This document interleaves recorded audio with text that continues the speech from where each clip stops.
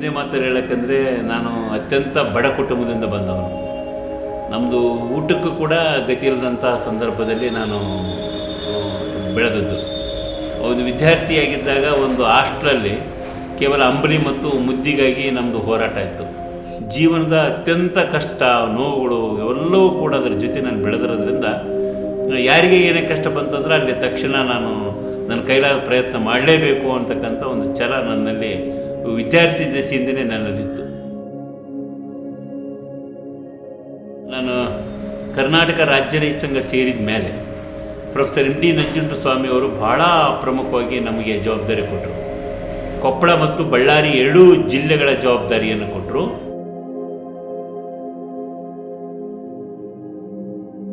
ನಾವು ಕಟ್ಟಲ್ಲಪ್ಪ, ಯಾಕಂದ್ರೆ ನೀನ್ ಕೊಟ್ಟಿರೋ ಕರೆಂಟು ಸೇವೆ ಅನ್ನಿಸ್ಕೊಳ್ಳೋ ಯೋಗ್ಯತೆದಲ್ಲ.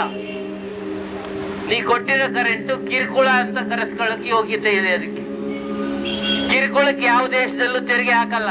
ಗ್ರಾಮೀಣ ಪ್ರದೇಶದರಿಗೊಂದು, ಸಿಟಿ ಜನರಿಗೊಂದು ತಾರತಮ್ಯ ಇರಬಾರ್ದು, ಸಮಾನ ವಿದ್ಯುತ್ ನೀತಿ ಜಾರಿಗೆ ಆಗಬೇಕು ಅಂತಕ್ಕಂಥ ಹಿನ್ನೆಲೆಯಲ್ಲಿ ದೊಡ್ಡ ಚಳುವಳಿಯನ್ನು ಪ್ರೊಫೆಸರ್ ಎಂ ಡಿ ನಂಜುಂಡಸ್ವಾಮಿಯವರು ಸಂಘಟಿಸಿದರು.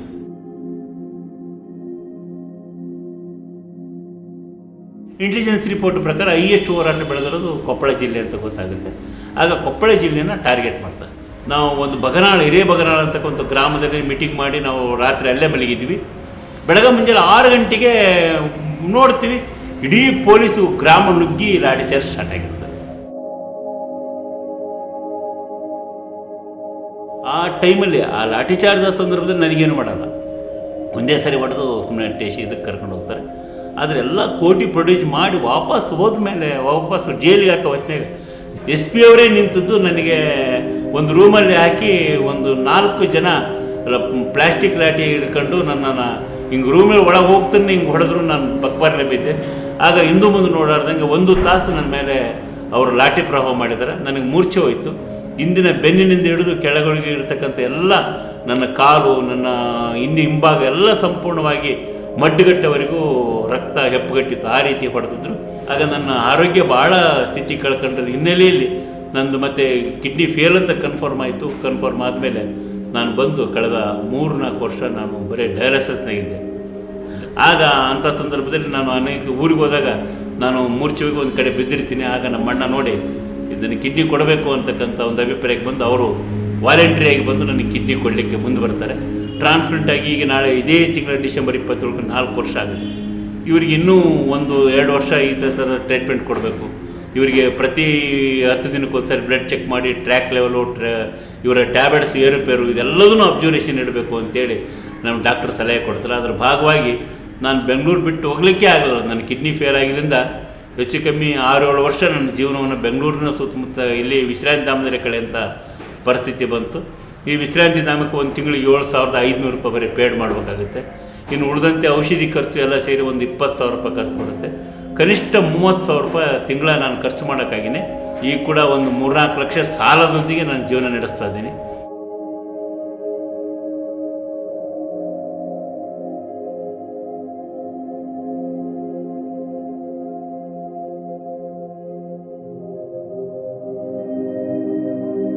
ಒಬ್ಬ ಹಾಸನ ಜಿಲ್ಲೆಯ ಸ್ವಾಮಿ ಅಂತೇಳಿ ಅವ್ರ ತಾಯಿ ಕಿಡ್ನಿ ಕೊಡ್ತಾರೆ. ಒಬ್ಬ 16-17 ವರ್ಷದ ಹುಡುಗ, 17 ವರ್ಷ ಇರ್ಬೋದಾ, 17 ವರ್ಷದ ಹುಡುಗನಿಗೆ ಅವನು 6-7 ತಿಂಗಳು ಮಾತ್ರ ಗುಳಿಗೆ ತಗೊಂಡು ಜೀವನ ಮಾಡ್ತಾನೆ. ಆಮೇಲೆ ಗುಳಿಗೆ ತಗೊಳ್ಳಿಕ್ಕೆ ಅವನಿಗೆ ದುಡ್ಡು ಇರೋದಿಲ್ಲ.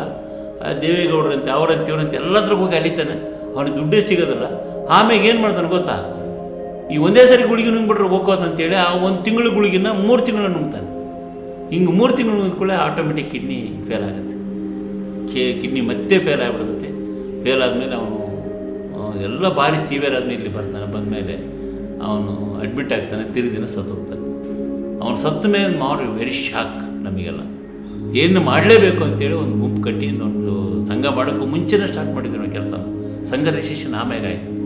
ಸರಿ, ಆಗ ನಾವು CM ಭೇಟಿ ಮಾಡಿದ್ವಿ, ಆರೋಗ್ಯ ಸಚಿವ UT ಖಾದರ್ ಇದ್ದರು, ಅವ್ರನ್ನ ಭೇಟಿ ಮಾಡಿದ್ವಿ. ತಮಿಳ್ನಾಡಿನಲ್ಲಿ ಆ ರೀತಿ ಕಿಡ್ನಿ ಟ್ರಾನ್ಸ್ಪ್ಲಾಂಟ್ ಆಗಿರ್ತಕ್ಕಂಥ ಪ್ರತಿ ಪೇಷಂಟಿಗೆ ಅವರು ಸಾಯೋವರೆಗೂ ಗುಳಿಗೆಯನ್ನು ಉಚಿತವಾಗಿ ಕೊಡ್ತಾರೆ. ಆ ಥರ ಉಚಿತವಾಗಿರೋ ಹೊತ್ತಿನಾಗ ನಮ್ಗೆ ಯಾಕ್ರಿ ಈಗ ತೊಂದರೆ ಮಾಡ್ತೀರಿ? ದುಡ್ಡಿದ್ದನು ದುಡ್ಡು ತಗೊಂಡು ಬದುಕಲಿ, ದುಡ್ಡಿಲ್ಲದ ಬಡವರು ಸತ್ತೋಗ್ಬೇಕಾ? ನಿಮ್ಮ ಉದ್ದೇಶ ಏನು? ಟ್ರಾನ್ಸ್ಪ್ಲಾಂಟರ್ ಯಾಕೆ ಮಾಡ್ತೀರಿ? ಡಯಾಲಿಸಿಸ್ ಬಂದರೆ ಅವ್ನು ವಿಷ ಹಾಕಿ ಸಾಯಿಸ್ಬಿಡ್ರಿ ಹೋಗು, ಅಲ್ಲಿಗೆಲ್ಲ ಒಂದು ಎಂಡಾಗುತ್ತೆ. ಅವನು ಟ್ರಾನ್ಸ್ಪ್ಲಾಂಟು ಮಾಡಿ ಇನ್ನೊಬ್ಬರು ಕಿಡ್ನಿನ ಹಾಕಿಸಿ ಮತ್ತೊಂದು ಮಾಡಿ ಅವನು ಗುಳಿಗಿಲ್ಲ ಅನ್ನೋ ಕಾರಣಕ್ಕೆ ಸಾಯ್ಬಿಡ್ತೀರಿ. ದಟ್ಸ್ ನಾಟ್ ಗುಡ್ ಅಂತೇಳಿ ಸಿಕ್ಕಾಬಿಟ್ಟು ಸ್ಟ್ರಗಲ್ ಮಾಡೀನಿ. ಆಗ ಗೌರ್ಮೆಂಟು ಇಡೀ CM ಒಂದು ತೀರ್ಮಾನಕ್ಕೆ ಬಂದರು, ನಾನು ಮಾಡಿಕೊಡ್ತೀನಿ, ಆದರೆ ಒಂದು ಕಂಡೀಷನ್ನು, INU ಇಂಡಿಯನ್ ನೆಪ್ರಯೂರಾಲಜಿ ಏನೈತಲ್ಲ ಇಲ್ಲಿ ಇನ್ಸ್ಟಿಟ್ಯೂಟು, ಈ ಇನ್ಸ್ಟಿಟ್ಯೂಟ್ ಒಳಗೆ ಆಪ್ರೇಷನ್ ಆಗಿರ್ತಕ್ಕಂಥ BPL ಓಡ್ರು ಯಾರು ಇರ್ತಾರೋ ಅವ್ರಿಗೆ ಮಾತ್ರ ನಾವು ಇದನ್ನು ಮಾಡೋಣ ಅಂತಕ್ಕಂಥ ಅಭಿಪ್ರಾಯಕ್ಕೆ ಬಂದರು. ಕನಿಷ್ಠ ಅಷ್ಟಾದರೂ ಮಾಡ್ರಪ್ಪ ಅಂತೇಳಿದ್ವಿ. ಮಾಡಿದ ಮೇಲೆ ₹1 ಕೋಟಿ ಫಂಡ್ ಕೊಟ್ಟರು. ಈಗ ಕಳೆದ 2 ವರ್ಷ ಆಯಿತು, ಉಚಿತವಾಗಿ ಮಾತ್ರೆಗಳು ಸಿಗ್ತವೆ.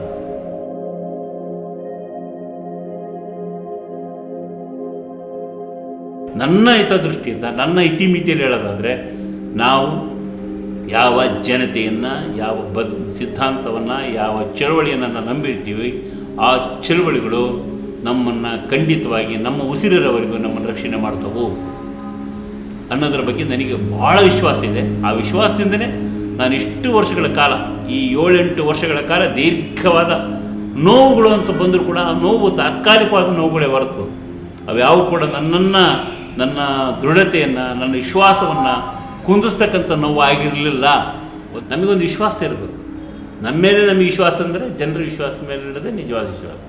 ಕಷ್ಟಗಳು, ಸುಖಗಳು, ಏರುಪೇರು, ಹಣಕಾಸು ಸಮಸ್ಯೆ ಇವೆಲ್ಲವೂ ತಾತ್ಕಾಲಿಕ.